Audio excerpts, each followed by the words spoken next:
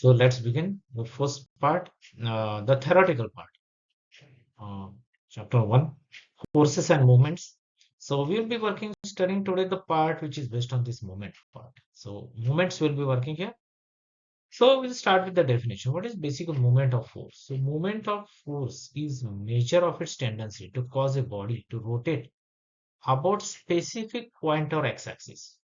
This is different from tendency for a body to move or translate it the direction. Now, this is different from body to move or translate, moving body from one side to another, or translation from one angle to another angle. A translation from one within the coordinate axis, what you learned in maths, is different.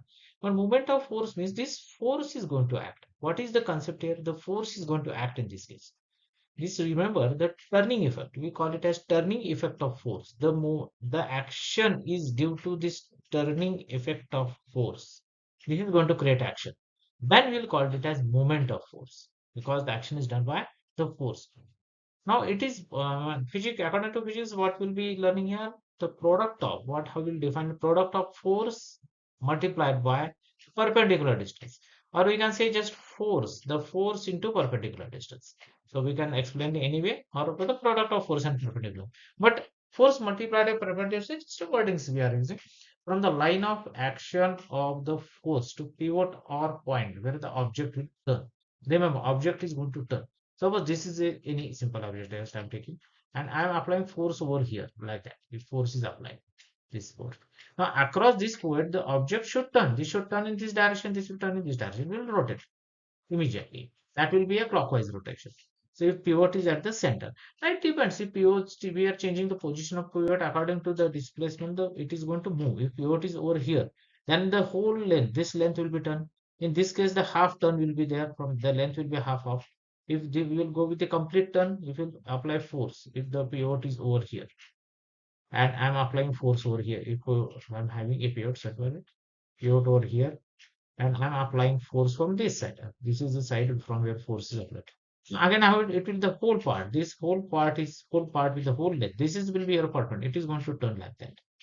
This is that is anti-clockwise action. So depend on the force, effect of force, and on that basis, the movement will occur according to where the pivot or center of gravity. We call me many times the center is also considered, center of gravity is considered, but there is another one. Right now with the basics, just with the force application, the distance, it is going to move.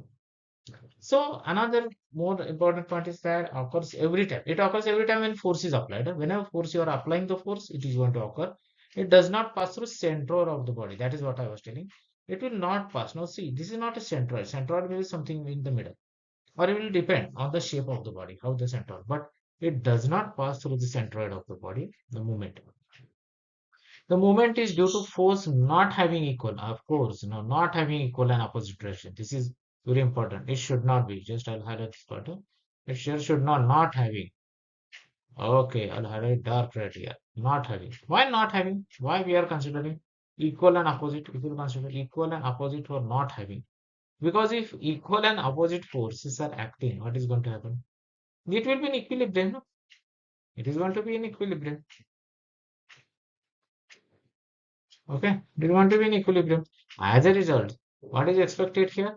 It should not, one should not have equal and opposite force. It is not going to move only. If this is a part, see, this is part, somebody's pivot is over here, somebody is applying force F, suppose of 2 Newton from this side. Similarly, another guy is applying a force on this other side. And this is also 2 equal. So equal and opposite forces. This will be, let us have plus F, this will be a minus F. What is going to happen? 2n minus 2n, that is 0. It will be in equilibrium. It is not going to move. No movement will be there. If no movement, then what is the purpose of movement here? There is no movement. This is the movement, English word movement, and this is how we call the movement for in the physics. That will be force into perpendicular distance. So don't get confused with these words. So SI unit as usual, it is just force. N stands for force. This is for your force, and this is your length. Length. So force is Newton, length is meter. So product that will be a Newton meter unit for this. Okay. Now let's go for next set. Now, sorry, the different from tendency of body to a translating direction of force that we have learned in order movement to develop. Now, remember one thing, just this stuff over here. So the As per this purpose, if you consider for a movement to develop force, must act upon a body in such manner that body is begun to twist. This is very important. The twisting is important. Not only applying the force, the twist should be there. The force should be at least at that level, or you should twisting. What we call it as we would begin to twist. It is very important. The force should be applied. How we have for use the force in dances to twist. You have seen the dancer twist dancing the twist, but force are applied. So that force should be must act upon a body, must act such that it may twist. In such manner, the body will begin to twist. Okay? Now let's go with next part. Now elements. What are the elements here? So let's what will be your elements here? Elements of the moment. So elements are the magnitude of force acting is directly proportional mathematically or equation according to algebra. It is directly proportional to the distance of the force from point or axis. Oh, I don't know this one. This guy is no writing spelling cert. Okay.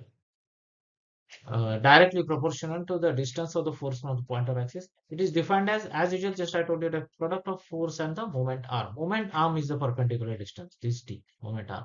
Force is F.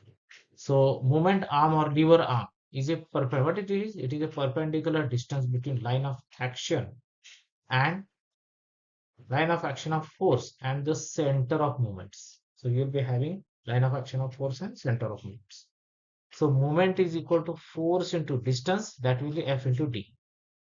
Now next part goes with the center of moment. What do you mean by center of moments? Maybe actual point about which the force causes rotation. It may be also, you can call it as a reference point or axis about which the force must be considered. You learned it may be x-axis as usual, x-axis, y-axis.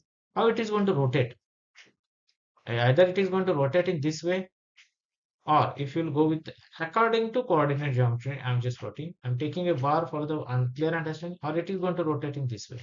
So the word is we are using reference point should be there across which it is going to move it, across which axis, x-axis, y-axis, or now the third priority many times we are using now the z-axis, that is actually going from laptop towards you or from laptop away from you.